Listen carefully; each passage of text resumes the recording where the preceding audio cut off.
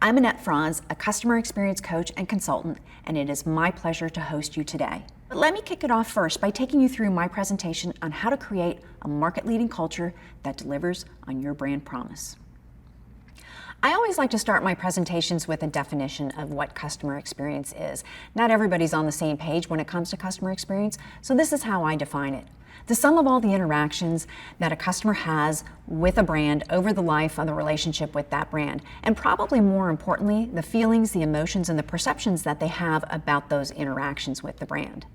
But I can't talk about what it is without talking about what it is not. Customer experience is not customer service, customer care, customer success, customer satisfaction, or customer marketing. I want to call out one of these terms because it is probably one of the ones that is used most frequently interchangeably with customer experience, and that's customer service. I like to distinguish between the two by using a quote from Chris Zane, founder of Zane Cycles in Connecticut. He has said, and I have modified this a little bit, he has said, service is what happens when the experience breaks down. Service is what happens when the experience breaks down. So if we get the experience right, if we design and deliver the experience that our customers are expecting, we really take some of that load off of the contact center and off of your agents. Customer experience is also not technology. Now, I'll talk a little bit more about technology later on, but technology is a tool that facilitates and supports the experience. Remember, customer experience is a lot about feelings, emotions, and perceptions, and that is very much human. And then finally, customer experience is not just about what happens at the front line. Your back office impacts the experience just as much as the front line. A lot of folks think that you have to be face-to-face or talking on the phone with the customer, or interacting with a customer in person, however that is. And that's where the experience happened. But remember, it's about all of the interactions, right? All of the ways that the customer touches your brand and all of the ways that you touch your customers. So remember that the back office is just as important to delivering the experience as the front line. So what are customers' expectations about the experience today? They've certainly changed. They were, and I'll go through this list here on the slide in just a second. They were this already prior to the pandemic, but that has really accelerated the need for the experiences to be fast and convenient and easy and frictionless and effortless and simple and personalized and consistent. Contactless, that's a new one. Instant gratification, and so much more. Expectations are high, and you've got to be able to meet those expectations to survive. And by the way, it doesn't matter if you're a B2B brand or a B2C brand. Customers don't think about B2B, B2C. They think about people buy from people, people interactions. And so you really have to, regardless of what type of business you are, know your customer and understand their expectations. So what does that mean for the brand? Well, a lot of different things. First of all, customer expectations are high, but patience is not. I think we've seen a lot of that lately. Digital transformations have accelerated, and if they haven't, they have to be. If you're not digital yet, you will absolutely need to be digital first going forward. And we'll talk more about that in a lot of the other sessions after mine today. We also have to remember that human interactions are still necessary. The experience is still very much human, and the technology and the human have to work together. They've got to mesh, right? And we'll talk a little bit more about that today as well. Another thing that you need to keep in mind is that the Platinum Rule rules. The Platinum Rule says that we need to treat others the way that they want to be treated. A lot of folks think that the Golden Rule is the rule, but the Golden Rule says, hey, treat others the way that I want to be treated. But I don't want to be treated the same way that you want to be treated. So we really need to take the time to understand our customers and understand their preferences, their expectations, and how they want to be treated, and then design the experience for them. And then finally, it really is a necessity to put the customer at the heart of the business. And what I'm talking about here is really customer centricity. It's an approach to business. It's an approach to doing the business in which the brand really focuses on creating positive experiences for customers by taking the time to listen to them, to understand who they are, what their pain points are, what problems they're trying to solve, what jobs are they trying to do. It's a way of doing business in which the business places the customer at the center of everything, of its business model, of its philosophy, of its operations, and its ideas. I always like to say that customer centricity really is this: no decisions, no discussions, no designs without first asking, how is this going to impact the customer? You cannot do this without bringing the customer voice into everything that you do. How is it going to impact the customer? How will it make her feel? How will it deliver value for her? How will it solve problems for her? And customer centricity is also, a way for brands to say, hey, you know what? Customers are the primary reason that we exist. And quite frankly, they are. So customer centricity really has culture as its foundation. It's organization-wide. It's not just an individual and effort. I hear a lot of, oh, that was a customer-centric message. Oh, that was a customer-centric marketing effort. That was, a customer-centric this or a customer-centric that. Customer centricity flows through the DNA of the organization. It requires a mindset shift, a behavior shift, and a culture shift. And I'll talk a little bit more about that in just a minute. When we do that, it benefits not only the customer, but the business, and quite frankly, it benefits your employees as well. So let me take you through the 5 pillars of a market-leading culture. And I define a market-leading culture as one that is customer-centric, because that allows you to ensure that you can deliver service that meets the moment. So let's go through those 5 pillars. The first one is that culture is the foundation. Culture is the foundation of the business. It's the foundation of customer centricity. It's the foundation of your customer experience strategy. Now, it seems kind of strange to say that the first pillar of a customer-centric culture is culture. And the reason that I bring that up is because a lot of people don't view customer centricity as a culture thing. Again, a lot of them think that, I've got a customer-centric message, I've got a customer-centric this. It really does flow through the DNA of the organization, and that DNA is your culture. What is culture? It's core values plus behaviors. So we'd have to define the core values, and you certainly wouldn't want to have a core value or two that is customer driven, and then define the associated behaviors, both unacceptable and acceptable behaviors for each one of those values. Those values are then socialized and operationalized. We bring those values into hiring, firing, promotions. We bring it into any decision that we make. We bring them into designing policies, designing processes. It's how we do things around here, right? So the values have to be a part of everything that you do. And by the way, a customer-centric culture is one that is deliberately designed to be that way. And I think that's a really important thing to keep in mind. All right, the second pillar is your empowered employees come more first. Now that's not a typo, that's an actual quote from Hal Rosenbluth. He had said that, if we're gonna put customers first, then we need to put employees more first. Without the employees, we have no customers. We have no customer experience. Our employees design, deliver the experience, our employees design, deliver products. We need to make sure that they have a great experience. And by the way, when we talk about digital and digital transformation and digital strategies, we need to make sure that our employees have the right tools and the right technology to be a part of that, right? We have to remember that people are really at the heart of a digital transformation strategy. We also want to make sure that with employees that they're involved in these decisions, right? We don't just at some level make the decision that, hey, we're now going to be using these tools and this technology and force that on our employees without having involved them and figuring out what their problems are and how we need to solve those problems as well. So very much important to keep the employees top of mind and more first as we go through the digital transformation and that designing that strategy. Let me talk real quickly about what employee experience is, because it's often confused with a lot of things, and again, want to get everybody on the same page what employee experience really is. So it's the sum of all the interactions that an employee has with her employer during the duration of her employment relationship, plus the actions and the capabilities that enable her to do her job, and again, especially the feelings, emotions, and perceptions that an employee has about those interactions and capabilities. So it sounds very similar to the definition of customer experience as well. So again, can't talk about what it is without talking about what it is not.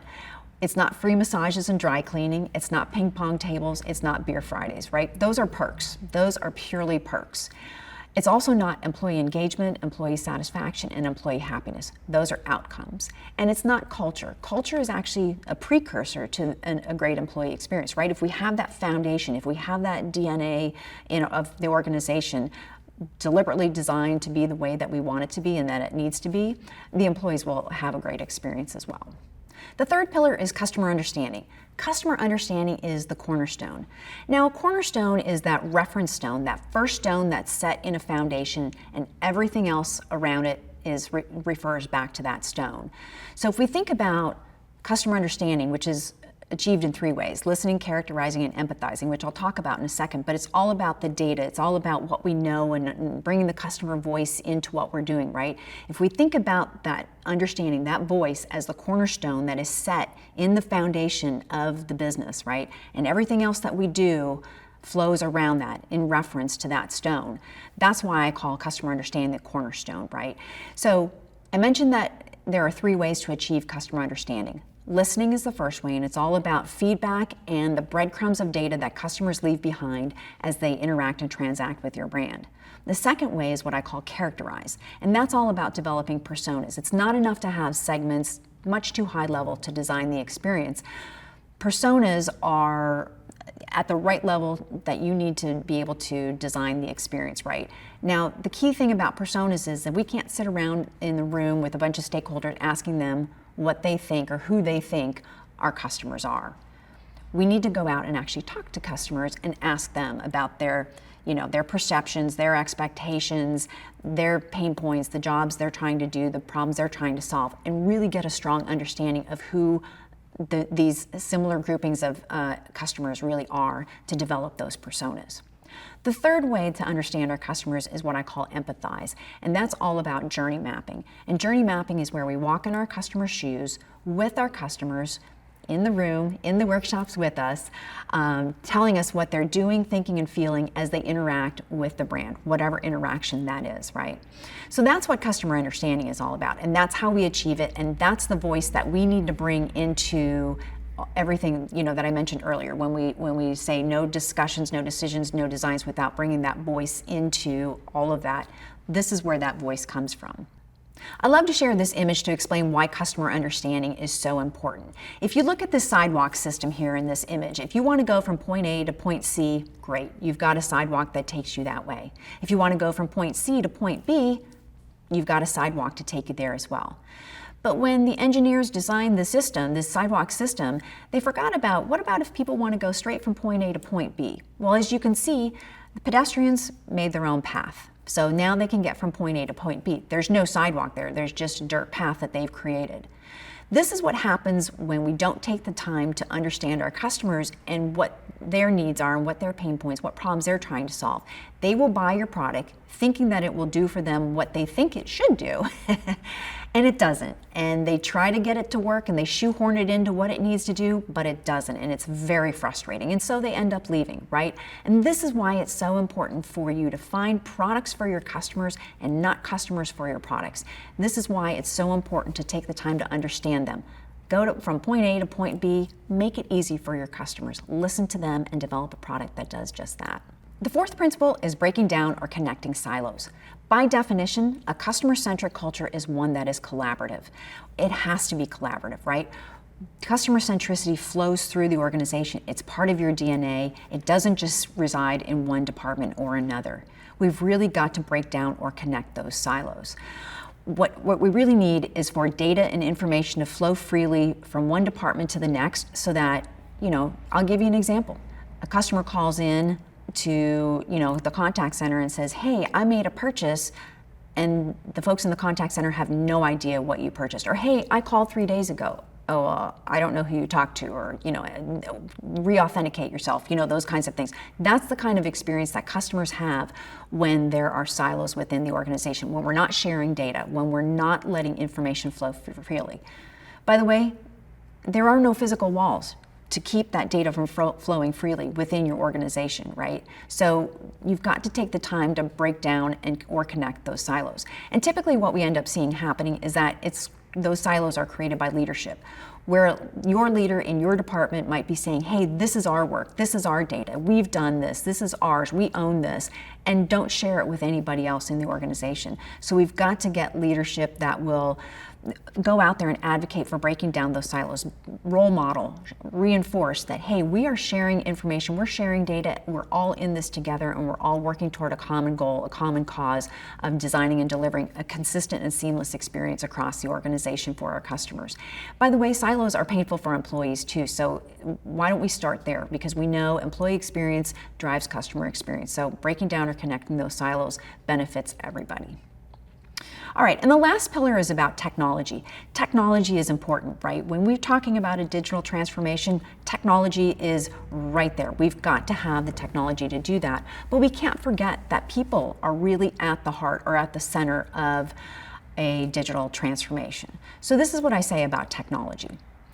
Data and technology are really critical to delivering a great experience, but they are not the experience, right? You have to remember that the experience is very much human. Technology is a tool and a facilitator of the experience, and it helps us connect with our customers. I think this is probably the most important thing here, is that the technology helps us connect with customers. But again, it's not the experience, because the experience is feelings, emotions, and perceptions, right? It's okay to automate, but people do like doing business with people. So I think when we think about how we use automation, we need to think about how we take some of those menial tasks and some of the more painful things off of both employees and customers and help them simplify the experience by doing that and using the automation for that. And finally, there was some research done by PwC not too long ago that said the more technologically advanced brands become, the more they'll want to interact with a real person. So what that says is you need to make sure that your employees have the tools, the data, everything that they need to be able to deliver that same seamless, consistent, personalized experience that a customer would get if they were to use the technology. So that means getting the right data to the right people at the right time to make that experience happen and make that experience a reality. All right, let's wrap this up with a few key takeaways. My time is short, and there are a lot of other great speakers coming up with a lot of other awesome content. So here are my top 5 takeaways from this session today. First of all, no discussions, no decisions, no designs without bringing that customer voice and how those decisions and designs will impact the customer into everything that you do, right? Number 2, don't forget about your employees. The employee experience drives the customer experience. Number 3, make sure you take the time to understand your customers. I talked about 3 ways to do that: listening, characterizing, and empathizing. And then making sure that you share those insights throughout the organization. And what that requires is that silos are broken down, right? Silos need to be broken down or connected so that that can happen. Silos will drive a good or a bad experience for employees or customers. So make sure that they're either broken down or connected. And then finally, number 5, data is at the heart of designing and delivering a great connected customer experience. So make sure that you've got the right data, it's accessible, it's quality, and you use it the way that you need to use it to design and deliver that great experience. Thank you so much for joining me for my presentation. I hope you were inspired to think about how you're going to create your own market-leading culture.